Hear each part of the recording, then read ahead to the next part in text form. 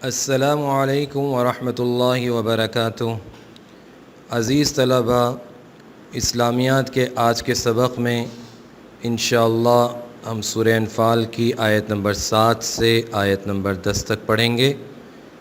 قرآن کریم کی آیتوں کی تلاوت سے ابتدا کرتے ہیں۔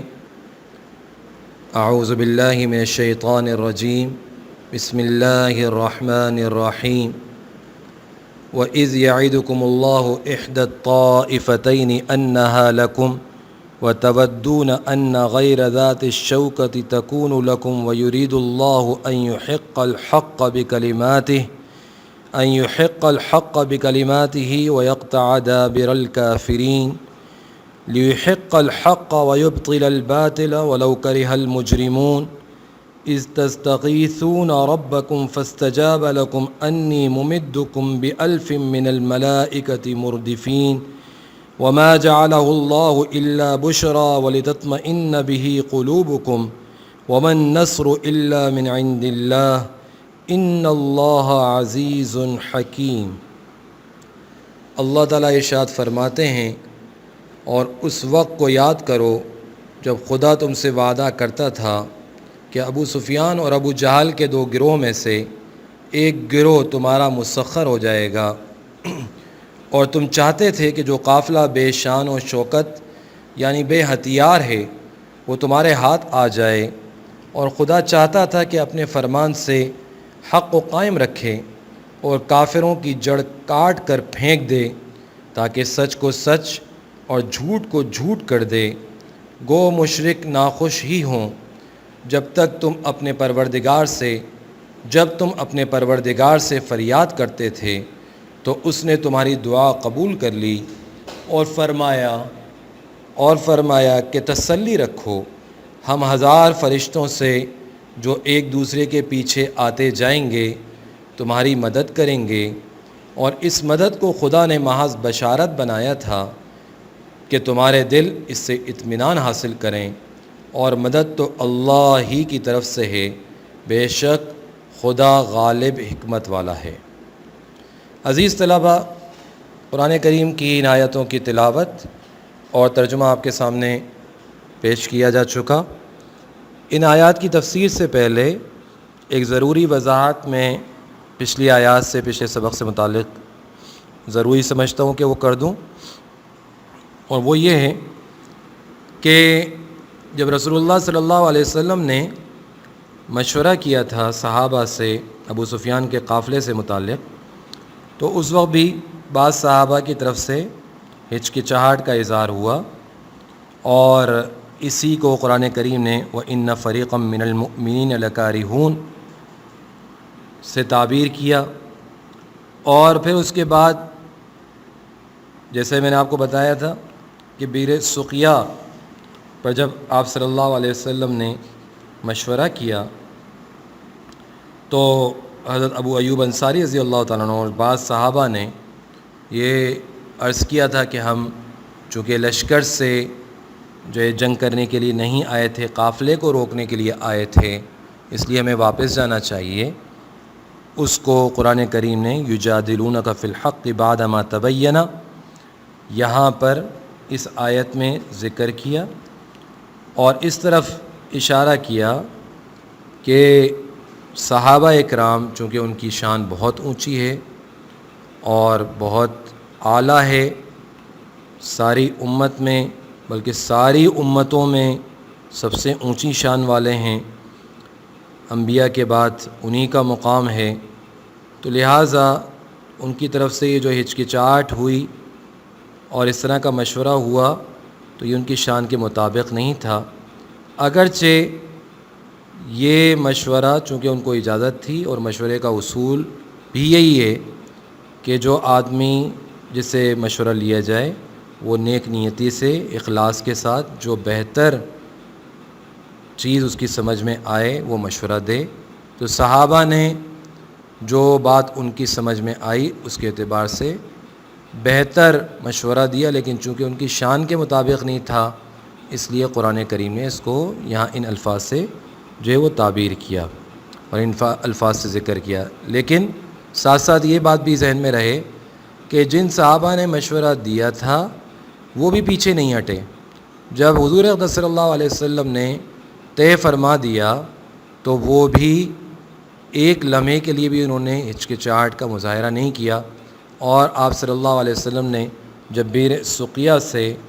روانگی کا حکم دیا تو وہ بھی ساتھ ہی رہے،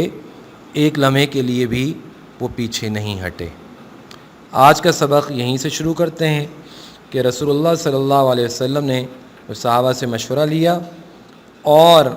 صحابہ نے مشورہ دیا، اور اس میں حضرت ابو بکر صدیق رضی اللہ تعالیٰ عنہ، حضرت عمر رضی اللہ تعالیٰ عنہ، حضرت مقداد رضی اللہ تعالیٰ عنہ کو میں نے آپ کے سامنے عرض کر دیا تھا، اور سعد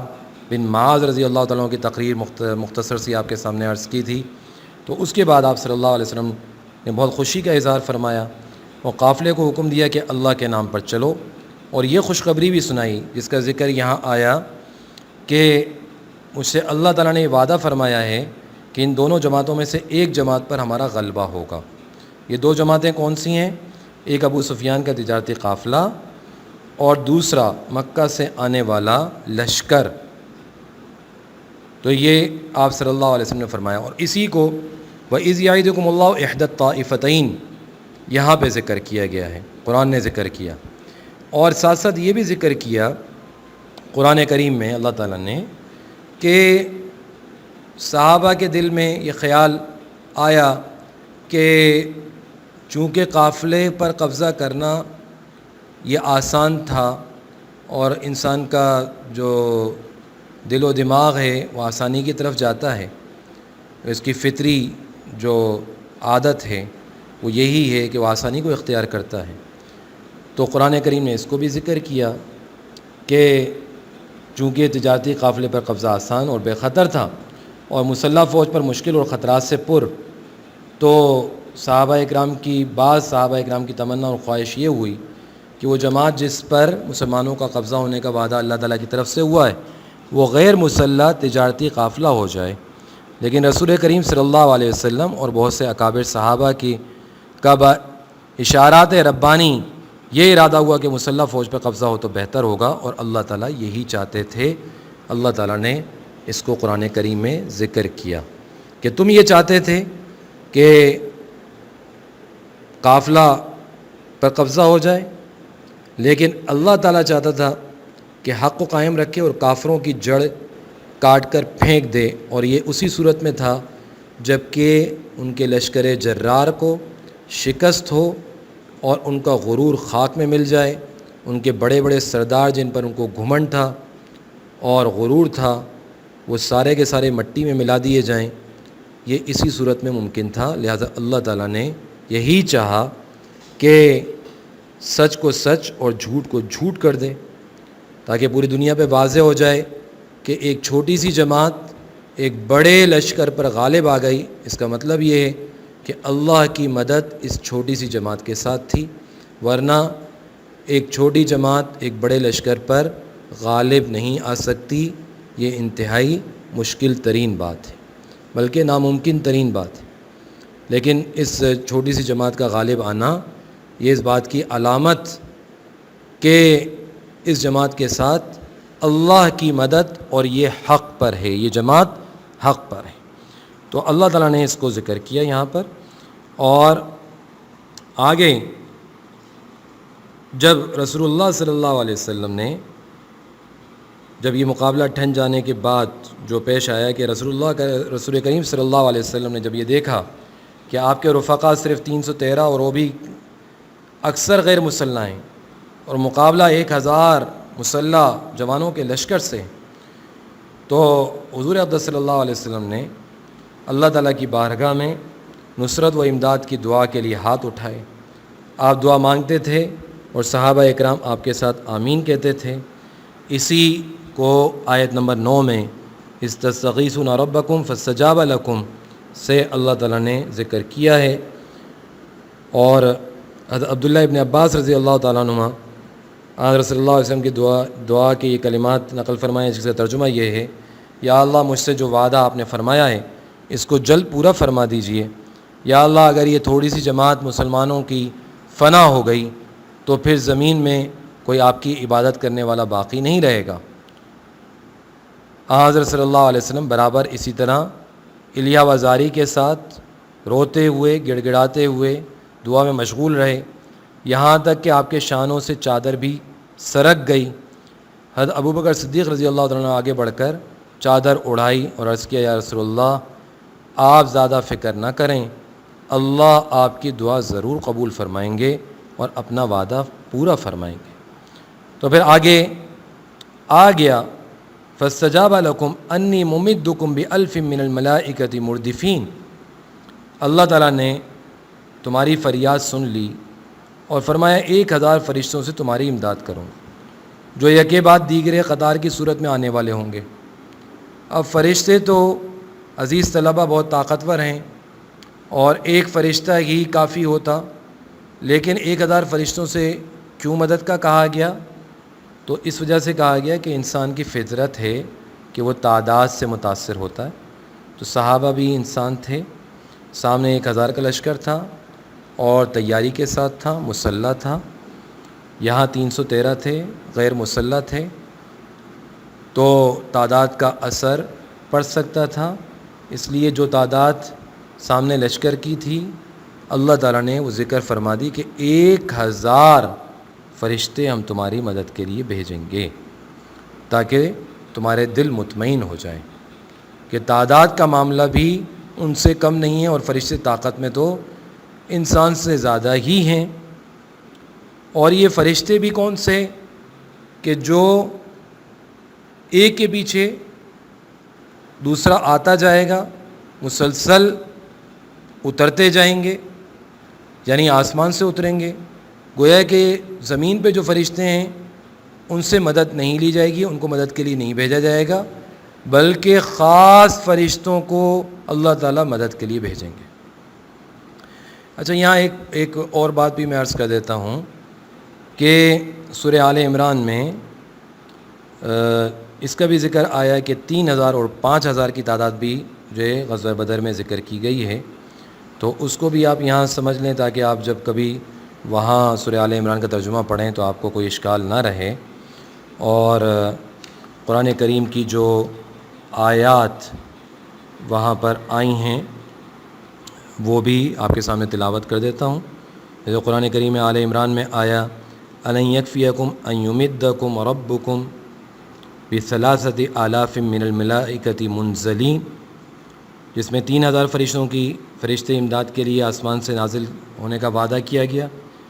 اور ایسے ہی اگلی آیت میں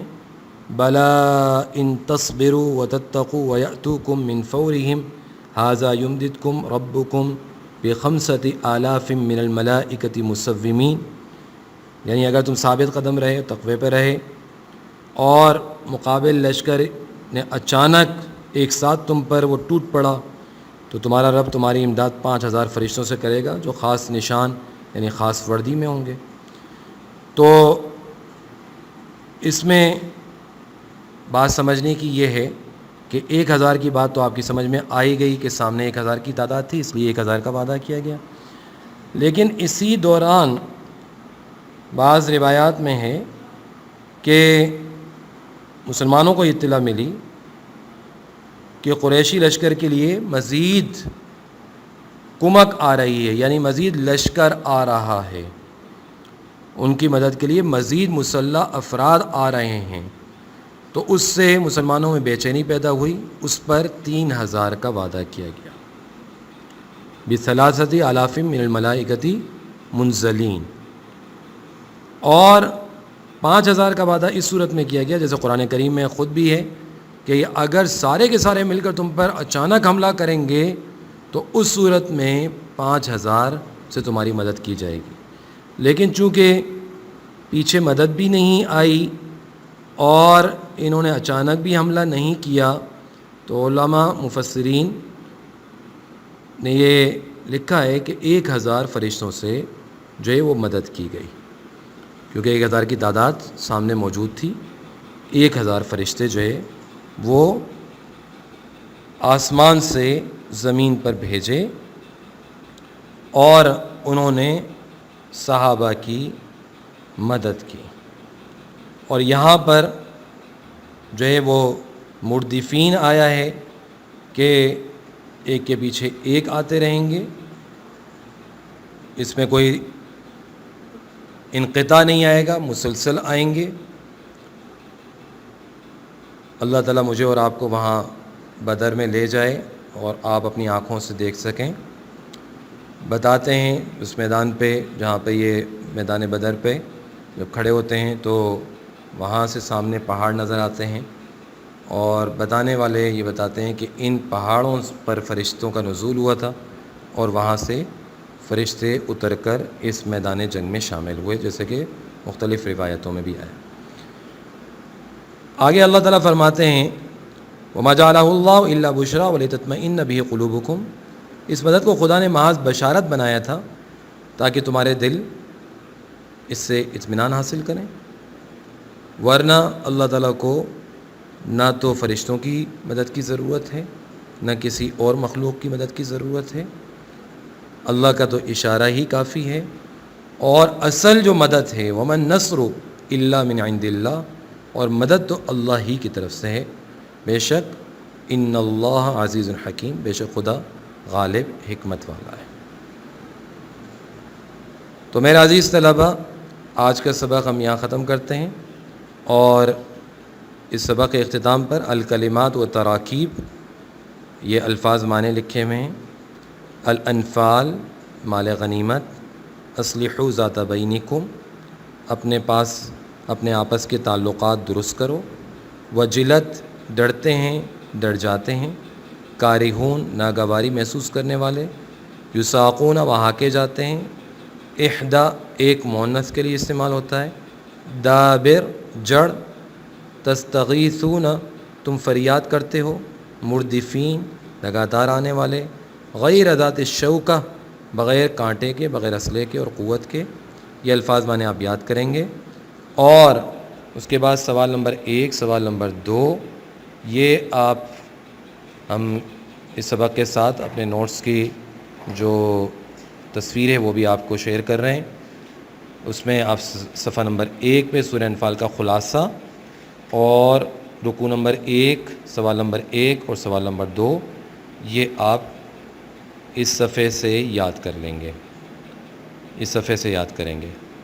اور اسی سبق کا سوال نمبر 3 جس میں الف با جیم 3 آیتوں کے ٹکڑے ذکر کیے گئے ہیں، ان کے آپ ترجمے یاد کر لیں گے۔ انشاءاللہ اگلے سبق میں ملاقات ہوگی۔ السلام علیکم ورحمۃ اللہ وبرکاتہ۔